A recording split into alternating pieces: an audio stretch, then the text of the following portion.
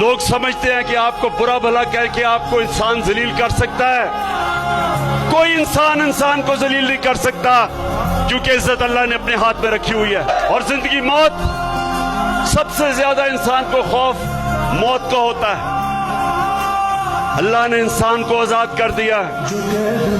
وہ کہتا ہے کہ کس ٹائم پہ تم دنیا سے جاؤ گے یہ اللہ نے اپنے ہاتھ پہ رکھا ہے. ایک بزدل آدمی وہ ہوتا ہے جس میں ایمان نہیں ہوتا. ایمان والے کی نشانی ہوتی ہے اس کی کوئی قیمت نہیں ہوتی، اس کے ضمیر کو کوئی خرید نہیں سکتا، اس کو کوئی ڈرا نہیں سکتا.